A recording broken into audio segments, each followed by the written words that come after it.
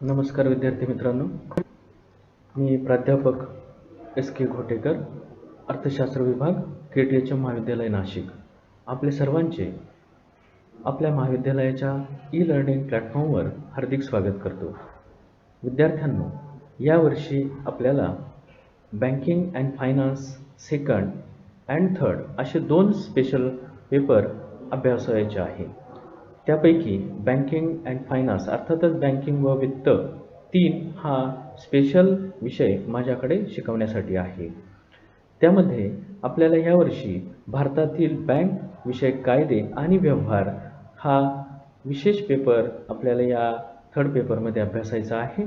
मागच्या वर्षी आपण बँकिंग अँड फायनान्स फर्स्टमध्ये अर्थातच SY-BCom या वर्गामध्ये आपण इंडियन बँकिंग सिस्टीम म्हणजेच भारतीय बँकिंग व्यवस्था अभ्यासलेली आहे.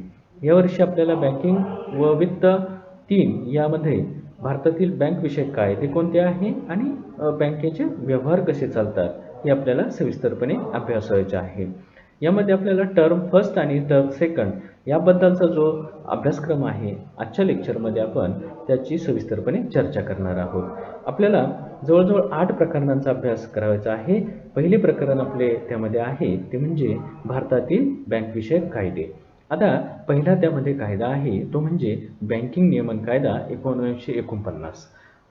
या प्रकरणामध्ये त्या बँकिंग नियमन कायद्याच्या विविध ज्या तरतुदी आहे त्या आपल्याला अभ्यासायच्या आहे. त्याच्यामध्ये पहिली आहे बँक व्यवस्थेची व्याख्या. आपण मागच्या वर्षी बँक व्यवस्थेची व्याख्या बघितलेलीच आहे FY-BCom SY-BCom मध्ये, परंतु बँकिंग नियमन कायदा 1949ने जी बँकेची व्याख्या केलेली आहे त्याचा आपल्याला अभ्यास करायचा आहे. नंतर बँकेचे भांडवल, बँकेचा राखीव निधी, बँकेचा रोख राखीव निधी आणि बिगर अनुसूचित बँका म्हणजे काय ह्या सुद्धा तरतुदी आपल्याला अभ्यासायच्या आहे. नंतर याच कायद्यानुसार तरल मालमत्ता म्हणजे बँकेची तरल मालमत्ता म्हणजे काय, बँके व्यवसायास परवानगीच्या ज्या तरतुदी आहे त्याचाही अभ्यास करायचा आहे. नंतर एखाद्या बँकेला नवीन शाखा उघडायची असेल तर त्याच्यासाठी कोणकोणत्या परवानगी किंवा काय तरतुदी आहे या कायद्यानुसार त्याही अभ्यासायच्या आहे. नंतर ह्याच कायद्यानुसार म्हणजेच बँकिंग नियमन कायदा 1949 नुसार बँकेचे व्यवस्थापन कसे चालते त्याचाही अभ्यास आपल्याला करावायचा आहे. नंतर बँकिंग नियमन कायदा 1949च्या कलम 10, 29 आणि 30 नुसार बँकेचे नफा तोटा पत्रक कसे असते व ताळेबंद कसा असतो त्याचाही आपल्याला अभ्यास यामध्ये करायचा आहे. नंतर याच कायद्यानुसार म्हणजे बँकिंग नियमन कायदा 1949च्या कलम 35 व 36 नुसार असणारे भारतीय रिझर्व्ह बँकेचे अधिकार कोणते आहे ते आपल्याला बघावयाचे आहे. नंतर याच कायद्यानुसार 1949च्या बँकिंग नियमन कायद्यानुसार कलम 44 मध्ये बँकेचे जे ऐच्छिक विलिनीकरणाच्या ज्या तरतुदी आहे ते आपल्याला अभ्यासायच्या आहे. नंतर बँकिंग नियमन कायदा 1949च्या कलम 45 मध्ये बँकांचे सक्तीचे विलिनीकरण कसे घडून येते त्याच्याबद्दलच्या असणाऱ्या तरतुदी आपल्याला अभ्यासायच्या आहे. नंतर याच कायद्याच्या कलम 45 मध्ये बँकांची असणारी आर्थिक दिवाळखोरी कशी असते त्याच्याबद्दलच्या ज्या तरतुदी आहे किंवा ज्या प्रक्रिया आहे त्या आपल्याला अभ्यासायच्या आहे. नंतर याच प्रकरणामध्ये पुढील कायदा आपल्याला अभ्यासायचा आहे तो म्हणजे सहकारी बँकांना लागू असणारा बँकिंग नियमन कायदा आपल्याला अभ्यासायचा आहे. इथे आपले पहिले प्रकरण संपणार आहे.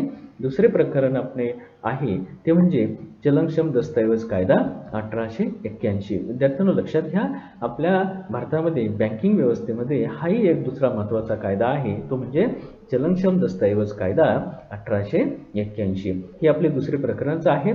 त्याच्यामध्ये आपल्याला अभ्यासायचं आहे या कायद्यानुसार चलनक्षम दस्तऐवजाची असणारी व्याख्या, चलनक्षम दस्तऐवजाचे वैशिष्ट्ये व चलनक्षम दस्तऐवजाचे अनुमान आपल्याला पहिल्या उपघटकामध्ये अभ्यासायचे आहे. नंतर दुसरा उपघटक याच्यामध्ये म्हणजे ह्या दुसऱ्या प्रकरणाचा दुसरा उपघटक आहे तो म्हणजे वचनपत्र म्हणजे काय, हुंडी म्हणजे काय, धनादेश म्हणजे काय, त्यांच्या विविध व्याख्या आणि त्यांची वैशिष्ट्ये अभ्यासायची आहे.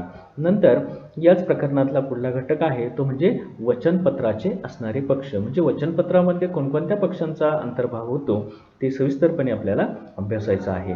नंतर सादरीकरण म्हणजे काय ते पण अभ्यासायचं आहे. नंतर याच कायद्यानुसार म्हणजे चलनक्षम दस्तऐवज कायद्यानुसार अनादराची नोटीस कशी असते किंवा अनादराची नोटीस म्हणजे काय ते पण अभ्यासायचं आहे. आणि शेवटचा घटक आहे याच्यामध्ये नोंद आणि निषेध, याचाही अभ्यास आपल्याला या दुसऱ्या प्रकरणामध्ये करावायचा आहे. इथे आपलं दुसरं प्रकरण संपणार आहे. तिसरं प्रकरण आहे आपलं ते म्हणजे प्रदायी बँक.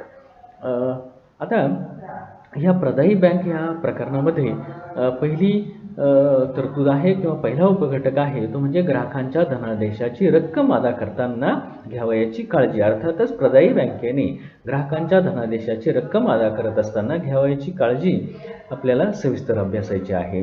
नंतर प्रदायी बँकेचे हक्क आणि कर्तव्य आपल्याला दुसऱ्या उपघटकामध्ये अभ्यासायचे आहे.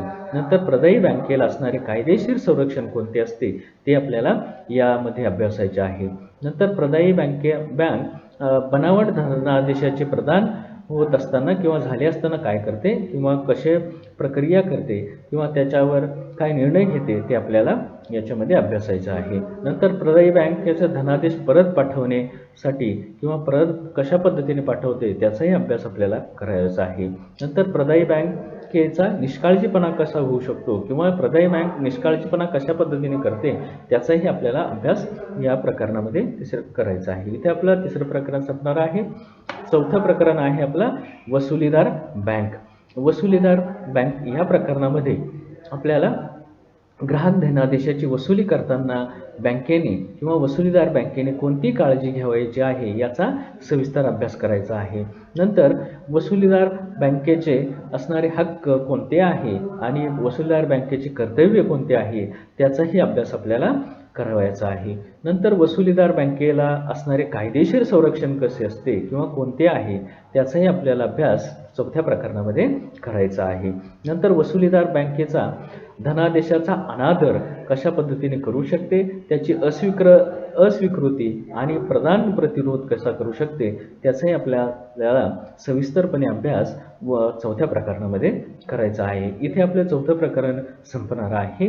नंतर पाचवं प्रकरण आपलं असणार आहे ते म्हणजे बँक व ग्राहक यांच्यातील नातेसंबंध असे आपल्या पाचव्या प्रकरणाचं नाव आहे. त्याच्यामध्ये असणाऱ्या विविध तरतुदी किंवा विविध नातेसंबंधाचे प्रकार आपल्याला अभ्यासायचे आहे. आता पहिला त्याच्यामध्ये उपघटक आपल्याला अभ्यासायचा आहे तो म्हणजे बँक व ग्राहक यांच्या व्याख्या. आता बँक म्हणजे काय आणि ग्राहक म्हणजे काय, म्हणजे बँकेचा ग्राहक म्हणजे कोण याची व्याख्या आपल्याला सविस्तरपणे अभ्यासायची आहे. नंतर बँक व ग्राहक यांच्यातील नातेसंबंध म्हणजे कोणकोणते नातेसंबंध आहे याचा आपल्याला अभ्यास दुसऱ्या उपघटकामध्ये करायचा आहे. आपल्याला याच प्रकरणाचा तिसरा उपघटक आहे खात्याच्या गुप्ततेसंबंधी बँकेवरील बंधने कोणते आहे त्याचा अभ्यास करायचा आहे. नंतर याच प्रकरणामध्ये प्रकटीकरण म्हणजे काय त्याचा अभ्यास करायचा आहे. नंतर बँकेचा धारणा अधिकार म्हणजे काय त्याच्या तरतुदी आपल्याला पाचव्या प्रकरणामध्ये पुढं अभ्यासायचा आहे. नंतर वजावटीचा अधिकार कोणता आहे त्याचाही अभ्यास करायचा आहे. नंतर धनादेशाचा आदर करण्याबाबत बँकेवरील कोणते बंधने असतात, बँकेवर धनादेशाचा आदर करत असताना कोणकोणती बंधने पाळावी लागतात त्याचा अभ्यास करायचा आहे. नंतर बँक कर्जमुक्तीचा आदेश कसा देऊ शकते किंवा त्याच्याबद्दलच्या असणाऱ्या तरतुदी आपल्याला याच्यामध्ये अभ्यासायच्या आहे. नंतर शेवटचा उपघटक या पाचव्या प्रकरणातला आहे तो म्हणजे बँक व ग्राहक यांच्यातील नातेसंबंधाचा शेवट कशा पद्धतीने होतो किंवा बँक व ग्राहक यांच्यातील नातेसंबंधाचा शेवट करण्याच्या विविध काय तरतुदी आहे त्याचाही आपल्याला अभ्यास करायचा आहे. इथे आपलं पाचवं प्रकरण संपणार आहे. आणि नंतर पुढचं प्रकरण आपलं आहे ते म्हणजे अग्रिमांसाठी प्रतिभूती. आता अग्रिमांसाठी प्रतिभूती या 6व्या प्रकरणामध्ये आपल्याला बँकांचे अग्रिमे म्हणजे काय, कोणकोणते अग्रिमे असतात, कसे असतात, त्याच्या तरतुदी काय आहे त्याचा अभ्यास करायचा आहे. नंतर सुरक्षित आणि असुरक्षित अग्रिमे कोणकोणती असतात आणि त्याच्याबद्दलच्या असणाऱ्या तरतुदी आपल्याला 6व्या प्रकरणाच्या दुसऱ्या उपघटकात अभ्यासायच्या आहे. नंतर अग्रिमांसाठी सुरक्षित अग्रिमांची जी तत्त्वे आहे त्यांचा सविस्तरपणे अभ्यास आपल्याला या प्रकरणाच्या तिसऱ्या उपघटकामध्ये करायचा आहे. नंतर प्रतिभूतींच्या तारणावर कर्ज देताना बँकेने कोणती काळजी घ्यावयाची असते याच्याबद्दलचाही अभ्यास आपल्याला 6व्या प्रकरणामध्ये करायचा आहे. इथे आपलं 6वं प्रकरण संपणार आहे. आपलं 7वं प्रकरण आहे ते म्हणजे कर्जभार निर्माण करण्याच्या पद्धती. आता ह्या कर्जभार निर्माण करण्याच्या कोणकोणत्या पद्धती आहे, तर त्यामध्ये आपल्याला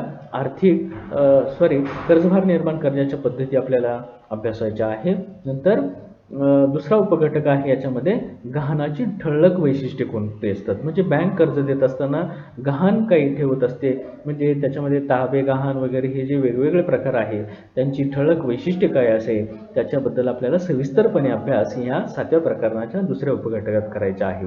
नंतरचा आहे तो म्हणजे गहाणाचे प्रकार, म्हणजे बँक कर्ज देत असताना कोणकोणत्या स्वरूपात गहाण घेत असते किंवा तारण वस्तू सेवा घेत असते त्याचा सविस्तरपणे अभ्यास आपल्याला तिसऱ्या उपघटकात करायचा आहे.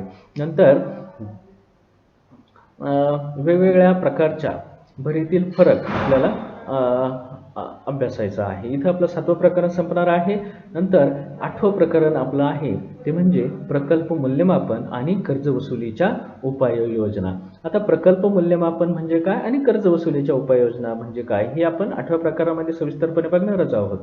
परंतु त्याच्यामधला पहिला उपघटक आहे म्हणजे प्रकल्प मूल्यमापन व प्रकल्प मूल्यमापनाच्या विविध बाजू, म्हणजे त्याच्यामध्ये विविध बाजू आहे, सामाजिक बाजू आहे, आर्थिक बाजू आहे, व्यवस्थापकीय बाजू आहे, यांचा सविस्तरपणे अभ्यास आपण 8व्या प्रकरणामध्ये करणार आहोत.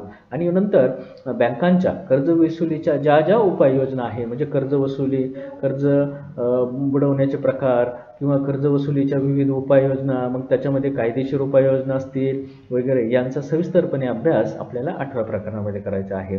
विद्यार्थ्यांनो, आपण आतापर्यंत म्हणजे SY-BCom मध्ये बँकिंग व्यवस्थेचा अभ्यास केला, भारतीय बँक व्यवस्थेचा अभ्यास केला. TY मध्ये आपल्याला बँक विषयक 2 पेपर आहे, ते म्हणजे बँकिंग स्पेशल 2 व बँकिंग स्पेशल 3. आता बँकिंग स्पेशल 3 मध्ये बँक विषयक कायदे आणि व्यवहार हे अतिशय असा हा पेपर आहे आणि अतिशय उपयुक्त असा सिलेबस आपल्याला दिलेला आहे. आणि तो शिकल्यानंतर आपल्याला पुढील बँकांच्या म्हणजे जर बँक व्यवस्थेमध्ये किंवा बँक व्यवसायामध्ये करिअर जर करायचं असेल तर हा सिलेबस आपल्याला अतिशय उपयुक्त असणार आहे. तर आपण याच्याबद्दल सविस्तरपणे पहिल्या प्रकरणाला सुरुवात करणारच आहोत. पुढल्या लेक्चरमध्ये आपण पहिल्या प्रकरणाची सुरुवात करूया. तोपर्यंत थँक्यू, धन्यवाद.